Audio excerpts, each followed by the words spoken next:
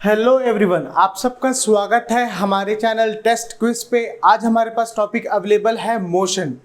हम मोशन में स्टार्ट करेंगे इनिशियल टॉपिक से और बेसिक फंडामेंटल से देखेंगे कि मोशन किसको डील करता है।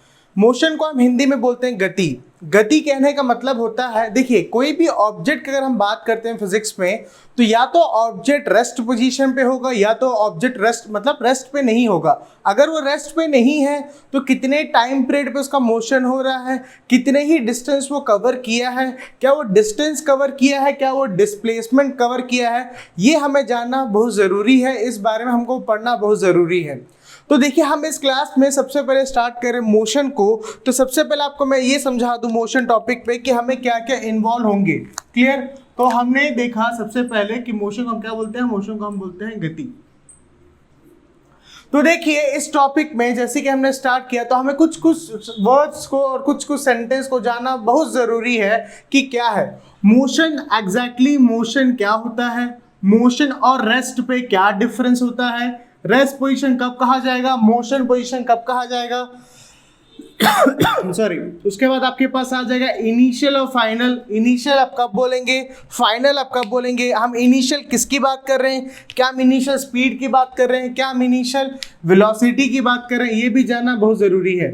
क्या हम इनिशियल और दूसरा हो जाएगा हमारे पास फाइनल, और हमारे पास फिर इनिशियल, उसके बाद हमारे पास आ जाएगा डिस्टेंस, इसके बाद हमारे पास क्या आ जाएगा, इसके बाद हमारे पास एक आएगा डिस्टेंस, और इसके बाद एक और आ जाएगा हमारे पास डिस्प्लेसमेंट। क्लियर? एक आ जाएगा आपके पास डिस्टेंस और एक आ जाएगा आपके पास डिस्प्लेसमेंट। अब ये सारे सब टॉपिक्स में से एक टॉपिक आपके पास इन्वॉल्व हो जाएगा, वो हो जाएगा वेक्टर, और दूसरा आपके पास हो जाएगा स्केलर। अब आपको ये जानना बहुत ज़रूरी है, ये जानना आपके लिए कंपलसरी है इस टॉपिक में पढ़ते समय कि वेक्टर क्या होता है और स्केलर क्या होता है। तो चलिए आज की क्लास हम एकदम इनिशियल और बेसिक से स्टार्ट करते हैं ताकि आपको हर चीज़ एकदम डिटेल्ड वे पे और हर चीज़ आपको क्लैरिटी से समझ में आए। तो सबसे पहले जैसे हम स्टार्ट करते हैं मोशन को, तो मैं मोशन में आपको क्लियर बता दूं, आपके पास 3 different equations of motion available होते हैं। वो कौन से 3 डिफरेंट इक्वेशंस ऑफ मोशन है जो हमारे प्रैक्टिकल एप्लीकेशन पर्पज से काफ़ी वाइडली यूज किए जाते हैं, और उस 3 डिफरेंट इक्वेशन ऑफ मोशन को हम कहाँ अप्लाई कर सकते हैं फिजिक्स के एप्लीकेबल फिनोमिनास पे।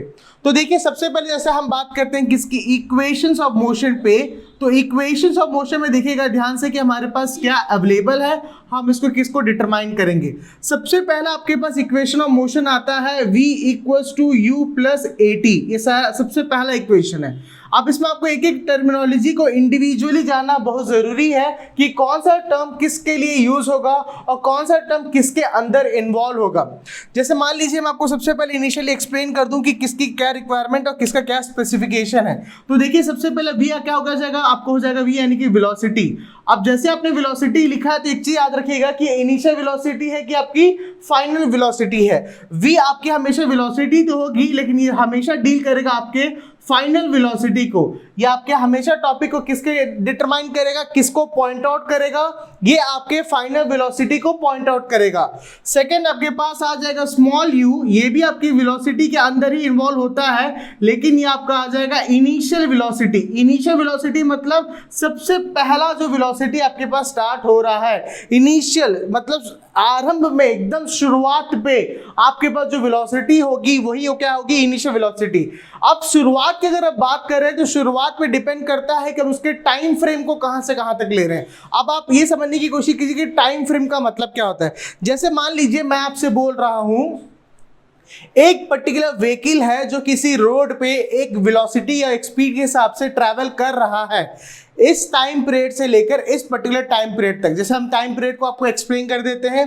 जैसे मान लीजिए आपके पास t1 आपके पास क्या है, इनिशियल टाइम आपके पास अवेलेबल है, और मान लीजिए t4 आपके पास क्या है, फाइनल टाइम पीरियड मान लीजिए आपके पास अवेलेबल है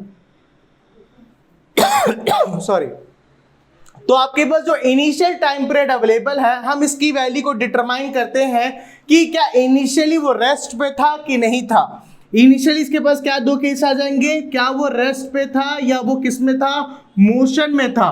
अगर वो ऑब्जेक्ट हमें ये स्पेसिफाई कर रहा है, वो पर्टिकुलर ऑब्जेक्ट हमें ये स्पेसिफाई कर रहा है कि वो इनिशियली किस पोजीशन में था, रेस्ट पोजीशन में था, तो आपके पास जो यहाँ वेलोसिटी आपने जो लिखी है, कौन सी velocity, initial velocity, initial velocity क्या हो जाएगी आपकी, 0 हो जाएगी।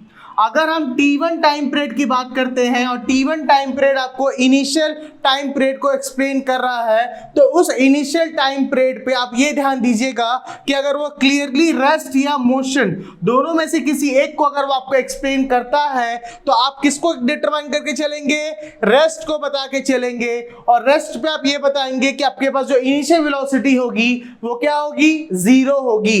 हाँ, आप जब 0 लिखेंगे इनिशियल वेलोसिटी को, तो आप लिख सकते हैं कि u इक्वल टू 0 मीटर पर सेकेंड। हम यहाँ पर मीटर पर सेकेंड क्यों लिखे हैं, मीटर पर सेकेंड लिखने का रीजन ये है कि जब भी हम मीटर पर सेकेंड लिखते हैं तो वो किस में आएगा, हमारे स्पीड या वेलोसिटी पे आएगा। और यहाँ हम किसकी बात कर रहे हैं, हम बात कर रहे हैं वेलोसिटी की बात कर रहे हैं। क्लियर। अब आप आगे देखिए, हम आगे इसको और फर्दर एक्सप्लेन करते हैं। अब देखिए, हम इनिशियली वन टर्म्स को हम इंडिविजुअल एक्सप्लेन करते हैं। अब आपके पास क्या आ गया, ए आ गया। ए से क्या होता है आपका, ए मतलब होता है एक्सीलरेशन। ए मतलब आपको क्या एक्सप्लेन करेगा, ये ए मतलब आपको बताएगा एक्सेलरेशन। और टी यानी कि आपके पास क्या आ जाएगा, टाइम पीरियड। टी किसमें आएगा, टी आपका इन्वॉल्व होगा टाइम पीरियड में। टी किसमें इन्वॉल्व होगा आपका, टी इन्वॉल्व होगा टाइम पीरियड में। क्लियर। अब देखिए, हम इसको आगे फर्दर एक्सप्लेन करते हैं। मोशन और रेस्ट को समझने की कोशिश कीजिएगा आप ध्यान से। मोशन मतलब उसमें आएगा जब पर्टिकुलर ऑब्जेक्ट किसी डिस्टेंस को किसी टाइम पीरियड पे कवर करे। मैंने आपसे क्या बताया, आपको मैं ये समझाने की कोशिश कर रहा हूं कि कोई भी ऑब्जेक्ट, हम किसकी बात कर रहे हैं, हम बोल रहे हैं कोई भी ऑब्जेक्ट, कोई भी डिस्टेंस को, कोई भी ऑब्जेक्ट, कोई भी अगर डिस्टेंस को किसी टाइम पीरियड पे अगर वो कवर कर रहा है, कोई भी ऑब्जेक्ट किसी भी डिस्टेंस को अगर वो टाइम पीरियड में मान लीजिए क्या कर रहा है, कवर कर रहा है, तो उस पर्टिकुलर ऑब्जेक्ट को हम क्या बोलेंगे, वो पर्टिकुलर ऑब्जेक्ट किस में है, मोशन में है। क्लियर। अगर कोई भी डिस्टेंस कोई ऑब्जेक्ट किसी टाइम पीरियड में कवर कर रहा है तो किस में, मोशन पे है। लेकिन बात ये आती है, क्या वो इक्वल डिस्टेंस कवर कर रहा है, क्या वो अनइक्वल डिस्टेंस कवर कर रहा है, क्या वो इक्वल इंटरवल ऑफ टाइम में जा रहा है कि unequal interval of time period पे जा रहा है। तो देखिए, आपके पास कितनी पॉसिबिलिटी आ रही हैं, आपके पास 4 डिफरेंट पॉसिबिलिटीज आ रही हैं। हम चारों डिफरेंट पॉसिबिलिटीज को देखते हैं कि चारों पॉसिबिलिटीज का आपके पास क्या होगा, आंसर क्या होगा। तो चलिए स्टार्ट करते हैं पहली पॉसिबिलिटी से। पहली पॉसिबिलिटी आपके पास क्या आ रही है, इक्वल टाइम पीरियड। क्या आ रहा है, equal time period. Clear. Equal time period मतलब इक्वल, देखिए हमने यहाँ पे लिखा था 2 चीज, एक था आपके पास डिस्टेंस और दूसरा था आपके पास टाइम पीरियड। तो मैं क्या बोल रहा हूं, अगर मान लीजिए वो इक्वल टाइम पीरियड कवर कर रहा है, प्लस उसके साथ हम क्या बोल रहे हैं कि वो इक्वल डिस्टेंस को भी मान लीजिए अगर वो कवर कर रहा है। देखिए ध्यान से, मैंने आपसे क्या कहा, अगर वो इक्वल टाइम पीरियड कवर कर रहा है और इक्वल डिस्टेंस के साथ अगर वो इक्वल टाइम पीरियड कवर कर रहा है, तो ये पर्टिकुलर केस किस में आएगा, ये आएगा आपके यूनिफॉर्म मोशन में। ये पर्टिकुलर केस किस में आएगा आपका, ये केस आएगा आपके यूनिफॉर्म मोशन में। आपके मोशन को 2 कैटेगरी में डिवाइड किया गया है, आपके मोशन को 2 कैटेगरी में डिवाइड किया गया है, जिसमें आपकी पहली कैटेगरी आपके पास अवेलेबल है, वो क्या है आपके पास, यूनिफॉर्म मोशन। तो यूनिफॉर्म मोशन का पहला केस का बेसिक रिक्वायरमेंट क्या है कि ऑब्जेक्ट को इक्वल टाइम पीरियड कवर करना है और इक्वल डिस्टेंस में कवर करना है। अगर वो equal time period equal distance में कवर करेगा तो सिर्फ एक ही कैटेगरी के अंदर वो फॉल इन होगा, वो कैटेगरी आपके पास हो जाएगी कौन सी, वो कैटेगरी होगी आपकी यूनिफॉर्म मोशन की। अब देखिए, आपके पास 3 और पॉसिबिलिटीज आपके पास अवेलेबल है। थर्ड पॉसिबिलिटी आपकी कौन सी हो जाएगी, मतलब देखिए अब सेकंड आपके पास कौन सी पॉसिबिलिटी आ जाएगी। अब आप पॉसिबिलिटी की बात करेंगे, मान लीजिए वो कवर कर रहा है अनइक्वल टाइम पीरियड। वो क्या कवर कर रहा है, मान लीजिए वो कवर कर रहा है अनइक्वल टाइम पीरियड को, लेकिन अनइक्वल टाइम पीरियड को किसमें कवर कर रहा है, मान लीजिए वो कवर कर रहा है इक्वल डिस्टेंस में। मैं आपसे ये बोल रहा हूं कि वो अनइक्वल टाइम पीरियड कवर कर रहा है, लेकिन किस में कवर कर रहा है, इक्वल डिस्टेंस में। तो ये पर्टिकुलर कैटेगरी किसके अंदर फॉल इन होगी, ये आपका हो जाएगा नॉन यूनिफॉर्म मोशन। ये इस पर्टिकुलर मोशन को हम क्या बोलेंगे, जहां पर वो अनइक्वल टाइम पीरियड को इक्वल डिस्टेंस में अगर कवर करता है तो इसको हम क्या बोलेंगे, इसको हम बोलेंगे नॉन यूनिफॉर्म मोशन। ये कौन सा मोशन आपको हो जाएगा? ये आपको हो जाएगा नॉन यूनिफॉर्म मोशन। अब नॉन यूनिफॉर्म मोशन में इसके अलावा भी दो और कैटेगरीज आती हैं, हम वो दो और कैटेगरीज को भी हम देख लेते हैं। क्लियर? तो हमारे पास नॉन यूनिफॉर्म मोशन की पहली कैटेगरी क्या थी? पहला कैटेगरी ये था कि वो अनइक्वल टाइम पीरियड को इक्वल डिस्टेंस में अगर कवर करे तो हम उसको क्या बोलेंगे? Non uniform motion. सेकेंड आपके पास आ जाएगा कि मान लीजिए वो अनइक्वल टाइम पीरियड को, हम फिर से क्या बोल रहे हैं? हम बोल रहे हैं कि वो अनइक्वल टाइम पीरियड को कवर कर रहा है, किस पे? अनइक्वल डिस्टेंस में। अनइक्वल को टाइम पीरियड को किस में कवर कर रहा है? अनइक्वल डिस्टेंस में मान लीजिए अगर वो कवर करता है तो ये पर्टिकुलर कैटेगरी किस में फॉलो होगी? ये आपका फिर से आ जाएगा आपकी कैटेगरी में जो है आपका नॉन यूनिफॉर्म मोशन। ये कैटेगरी फिर से वो इन्वॉल्व होगी किसमें? Non uniform motion. तो हमारे पास दो कैटेगरी आ गई नॉन यूनिफॉर्म मोशन की। पहली कैटेगरी भी हमने देखा, सेकंड कैटेगरी भी हमने देखा। पहली कैटेगरी में वो आपको बताया कि अनइक्वल टाइम पीरियड को इक्वल डिस्टेंस में कवर कर रहा है। सेकंड कैटेगरी में आपको बताया कि अनइक्वल टाइम पीरियड को अनइक्वल डिस्टेंस में वो कवर कर रहा है। थर्ड कैटेगरी आपकी आ जाएगी, लास्ट कैटेगरी। थर्ड कैटेगरी में आपसे ये बोलेगा कि अब आपके पास टाइम पीरियड क्या हो जाएगा? इक्वल हो जाएगा। आपका टाइम पीरियड क्या होगा? इक्वल। आप बोल सकते हैं कि इक्वल इंटरवल ऑफ टाइम को, इक्वल इंटरवल ऑफ टाइम को वो किस में कवर कर रहा है? अनइक्वल डिस्टेंस पे। इक्वल इंटरवल ऑफ टाइम को किस में कवर कर रहा है? अनइक्वल डिस्टेंस में। तो ये कैटेगरी किसके अंदर फॉलो होगी? ये आपकी थर्ड कैटेगरी हो जाएगी, किसमें? नॉन यूनिफॉर्म मोशन में। तो हम यहां पर स्पेसिफाई कर देते हैं कि हमारी थर्ड कैटेगरी है किसकी? नॉन यूनिफॉर्म मोशन की। हमेशा याद रखिएगा अगर दोनों केस आपके फेवर में है, फेवर में है कहने का मतलब है आपने इक्वल डिस्टेंस को कवर किया है और exactly equal interval of time में कवर किया है, तो सिर्फ वही एक ऐसा स्पेशल केस है जिस केस में आप कंसिडर कर सकते हैं कि आपका ये क्या है? वो है आपका यूनिफॉर्म मोशन। इसका कोई भी आप एग्जांपल ले सकते हैं, किसी भी फॉर्मेट में एग्जांपल ले सकते हैं। आप बोल सकते हैं कि एक प्लेन है, एक एरोप्लेन है, वो ट्रैवल कर, वो फ्लाइट कर रहा है, मान लीजिए एक पॉइंट ए से पॉइंट बी पे, उसका टाइम ड्यूरेशन है 1 आवर 45 मिनट्स। वो एग्जैक्टली जितना डिस्टेंस उसने कवर किया, मान लीजिए उसने डिस्टेंस कवर किया है फॉर एग्जांपल 800 किलोमीटर, उसने 800 किलोमीटर को 1 आवर 45 मिनट्स में उसने कवर किया है। अगर वही प्लेन मान लीजिए कोई और पैरेलल प्लेन उसी में ट्रैवल कर रहा है किसी और डायरेक्शन पे, यहाँ डायरेक्शन की रिक्वायरमेंट नहीं है कि वो सेम पैरेलल डायरेक्शन में जा रहा है कि एंटी पैरेलल डायरेक्शन में जा रहा है कि परपेंडिकुलर, डिपेंड नहीं करता। बस यहाँ पर यूनिफॉर्म और नॉन यूनिफॉर्म पे डिपेंड आपका ये करता है कि दोनों ने इक्वल इंटरवल ऑफ टाइम पे इक्वल डिस्टेंस को उसने कवर किया है कि नहीं।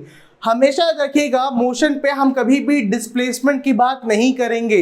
अगर हम मोशन में डिस्प्लेसमेंट की बात करते हैं तो वो स्केलर क्वांटिटी को नहीं, वो वेक्टर क्वांटिटी को शो करेगा। अब स्केलर और वेक्टर को हमने प्रीवियस क्लास में भी देखा था अच्छे डिटेल्ड फॉर्मेट में। मैं आपको छोटा सा रिकॉल कर दूं, समझा दूं कि क्या है स्केलर क्वांटिटी। मतलब वो इंडिविजुअल क्वांटिटी होती है जिसमें हम सिर्फ मैग्नीट्यूड की बात करते हैं। मैग्नीट्यूड कहने का मतलब जिसमें हम सिर्फ वैल्यूज की बात करते हैं। अगर हम सिर्फ वैल्यूज और मैग्नीट्यूड की जो हम बात कर रहे हैं तो किसमें स्केलर। तो स्केलर क्वांटिटी का सबसे बड़ा ड्रॉबैक क्या, हमें डायरेक्शन नहीं पता कि एग्जैक्टली डायरेक्शन क्या है। इसका बेस्ट एग्जांपल आपके पास आ जाएगा स्पीड। जैसे मान लीजिए मैं बोलता हूं एक व्हीकल है जो मान लीजिए 300 माइल्स पर आवर, एक टॉप स्पीड होता है व्हीकल का जो आज तक का वर्ल्ड रिकॉर्ड मेंटेन किया गया है टू व्हीलर के लिए, वो था 441 माइल्स पर आवर।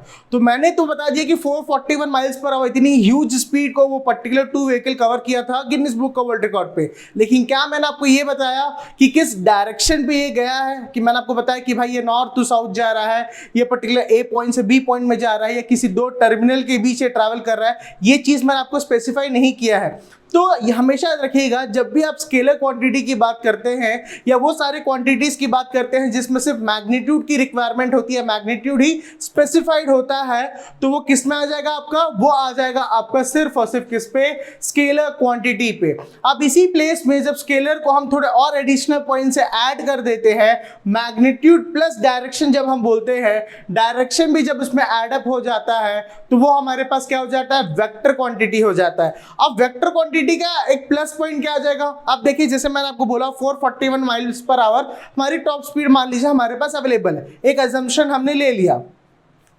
उसी केस में मैं आपसे ये बोल रहा हूं कि एक पर्टिकुलर व्हीकल जा रही है 200 माइल्स पर आवर की स्पीड पे, लेकिन उसका डायरेक्शन दिया हुआ है मान लीजिए उसका डायरेक्शन दिया हुआ है नॉर्थ साउथ कॉरिडोर। एक नॉर्थ साउथ कॉरिडोर पे सॉरी, एक नॉर्थ साउथ कॉरिडोर पे आपकी एक व्हीकल ट्रैवल कर रही है 200 माइल्स पर आवर पे, तो आपने यहाँ पर डायरेक्शन स्पेसिफाई कर दिया है क्लियरली कि किस डायरेक्शन में आपका व्हीकल ट्रैवल कर रहा है। तो उस पर्टिकुलर केस पे, इस इंडिविजुअल केस पे हम ये बोल सकते हैं कि हमारी ये स्केलर क्वांटिटी नहीं, ये हमारी कौन सी क्वांटिटी होगी, वेक्टर क्वांटिटी होगी। अब जब आप वेक्टर क्वांटिटी की बात कर रहे हैं तो वेक्टर क्वांटिटी में याद रखिएगा आपका स्पीड नहीं आएगा, वेक्टर क्वांटिटी में आपका आ जाएगा वेलोसिटी। वेक्टर क्वांटिटी में आप किस क्वांटिटी को इन्वॉल्व करेंगे, वेक्टर क्वांटिटी में हम इन्वॉल्व करेंगे वेलोसिटी को, क्योंकि वेलोसिटी एक ऐसी क्वांटिटी है जिसमें आप किसकी बात कर सकते हैं, जिसमें आप मैग्नीट्यूड भी बता सकते हैं। मैग्नीट्यूड प्लस क्या आ जाएगा आपके पास आ जाएगा डायरेक्शन, जिसमें आप किस दोनों चीजों की बात करेंगे, आपके पास पहला इन्वॉल्व होगा मैग्नीट्यूड प्लस दूसरा इन्वॉल्व होगा डायरेक्शन। जहां पर आप मैग्नीट्यूड भी बताएंगे, जहां पर आप डायरेक्शन भी बताएंगे, दोनों वैल्यूज को एक साथ स्पेसिफाई करेंगे एक ही फॉर्मूला पे, वो आपका क्या हो जाएगा, वो पर्टिकुलर वैल्यू हो जाएगी आपकी वेलोसिटी। वो पर्टिकुलर वैल्यू को हम क्या बोलेंगे, वेलोसिटी। अब वेलोसिटी को भी हमने दो कैटेगरी में डिवाइड किया था, जैसे कि आप देख सकते हैं, एक आपके पास इनिशियल वेलोसिटी है, एक आपके पास फाइनल वेलोसिटी है।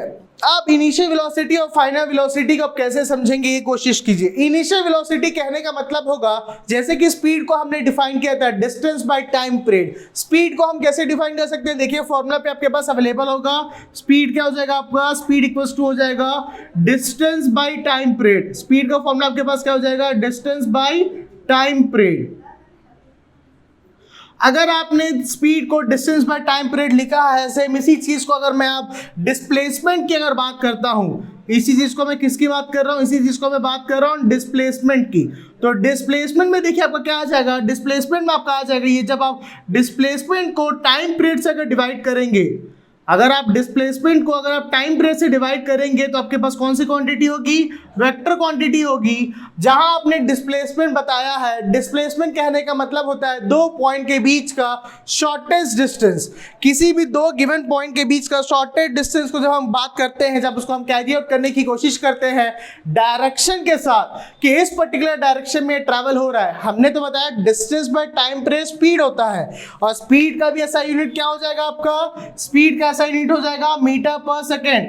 आपका स्पीड का ऐसा यूनिट क्या होगा, स्पीड का ऐसा यूनिट हो जाएगा मीटर पर सेकेंड। और आपके पास जब आप वेलोसिटी की बात करते हैं तो वेलोसिटी का भी ऐसा यूनिट क्या हो जाएगा आपका, वो हो जाएगा मीटर पर सेकेंड। लेकिन यहाँ पर माइनस पॉइंट आपके पास क्या आ रहा है कि स्पीड में आपका डायरेक्शन नहीं है। स्पीड में क्या नहीं है आपके पास, नो डायरेक्शन। जब भी आप स्पीड को लिखेंगे, जब भी आप स्पीड को बताने की कोशिश करेंगे तो याद दीजिएगा स्पीड में डायरेक्शन नहीं रहेगा। लेकिन जब आप मीटर पर सेकेंड इसकी बात कर रहे हैं कि इसमें वेलोसिटी की, तो इसमें आपका डायरेक्शन इन्वॉल्व रहेगा। जब आप मीटर पर सेकेंड वेलोसिटी की बात कर रहे हैं तो उसमें आपका डायरेक्शन इन्वॉल्व रहेगा। जब आप डायरेक्शन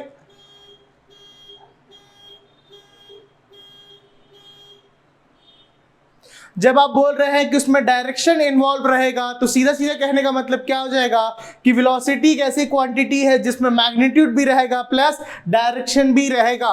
जहां आप देखिए हमने यहाँ पर लिखा था आपको क्लियरली वेक्टर एंड स्केलर। तो वेक्टर में क्या आ जाएगा, वेक्टर में आपका आ जाएगा मैग्नीट्यूड, क्लियर देखिए magnitude plus direction. Vector quantity में क्या आ जाएगा, मैग्नीट्यूड प्लस डायरेक्शन। और स्केलर क्वांटिटी में क्या आ जाएगा, सिर्फ मैग्नीट्यूड आ जाएगा। अगर स्केलर क्वांटिटी की बात करते हैं तो क्या आएगा, सिर्फ मैग्नीट्यूड आएगा। और वेक्टर क्वांटिटी की बात करते हैं तो क्या आ जाएगा, मैग्नीट्यूड प्लस डायरेक्शन। और मैग्नीट्यूड कहने का मतलब क्या होता है, वैल्यूज। मैग्नीट्यूड कहने का मतलब क्या होता है, वैल्यूज। अगर मैग्नीट्यूड कहने का मतलब वैल्यूज होता है, मतलब उसका क्या जो भी उसके पास हमारे पास वैल्यू अवेलेबल है, क्लियर, एक डिजिट के फॉर्म पे। तो हमने देखी इस क्लास में हमने देखा फर्स्ट इक्वेशन ऑफ मोशन को भी हमने देखा, ए क्या होता है, एक्सेलरेशन। इसको हम देखेंगे एक्सेलरेशन को हम कैसे फर्दर डिफाइन कर सकते हैं। एक्सेलरेशन को हम नॉर्मल फॉर्म पे बोलते हैं final velocity minus initial velocity by time period. जब भी आप एक्सेलरेशन को एक्सप्लेन करेंगे तो आपके पास ऐसा कुछ टर्मिनोलॉजी अवेलेबल होगा जिस टर्मिनोलॉजी में आप बताएंगे कि आपके पास क्या है। जब आप फाइनल वेलोसिटी की वैल्यू को इनिशियल वेलोसिटी की वैल्यू से सब्सट्रैक्ट करेंगे और जो वैल्यू आपके पास वो डिफरेंस के बाद आ रही है उसको अगर मान लीजिए आप टाइम पीरियड से अगर डिवाइड करते हैं तो ये पूरा चीज आपका क्या हो जाएगा, ये पूरा चीज आपको बताएगा एक्सेलरेशन। और एक्सेलरेशन का ऐसा यूनिट आपके पास क्या आ जाएगा, एक्सेलरेशन ऐसा यूनिट आ जाएगा मीटर पर सेकेंड स्क्वायर। एक्सेलरेशन का ऐसा यूनिट आपके पास क्या होगा, एक्सेलरेशन का ऐसा यूनिट आपके पास होगा मीटर पर सेकेंड स्क्वायर। अगेन एक्सेलरेशन आपकी कौन सी क्वांटिटी है, वेक्टर क्वांटिटी है। वेक्टर क्वांटिटी कहने का क्या मतलब हो जाएगा, उसमें स्पीड, उसमें मैग्नीट्यूड भी रहेगा और प्लस उसमें क्या रहेगा, डायरेक्शन भी रहेगा। उसमें क्या रहेगा, वेक्टर एक्सेलरेशन कौन सी क्वांटिटी होगी आपकी, वेक्टर क्वांटिटी हो गई। तो कहने का क्या मतलब हो गया, इसमें आपका मैग्नीट्यूड भी रहेगा प्लस आप इसमें डायरेक्शन भी रहेगा, मैग्नीट्यूड भी रहेगा प्लस आपका डायरेक्शन भी रहेगा। आगे के दो इक्वेशन आपके पास और अवेलेबल हो जाएंगे, उसको भी हम देख सकते हैं। जैसे सेकंड इक्वेशन आ जाएगा s equals to ut plus half at square और थर्ड इक्वेशन आपके पास आ जाएगा v square minus u square equals to 2as। ये सारे इक्वेशन को हम डेरिवेटिव के फॉर्म पे हम आगे फर्दर देखेंगे कि इसको कैसे डिराइव किया जाता है, इसको कैसे फर्दर हम इक्वेशन के फॉर्म पे फॉर्म कैसे करेंगे कि इक्वेशन एग्जैक्टली बनते कैसे हैं। ये सारी चीजों को हम नेक्स्ट क्लास में देखेंगे। तब तक हमारे क्लास में जुड़े रहिएगा test quiz. Thank you so much.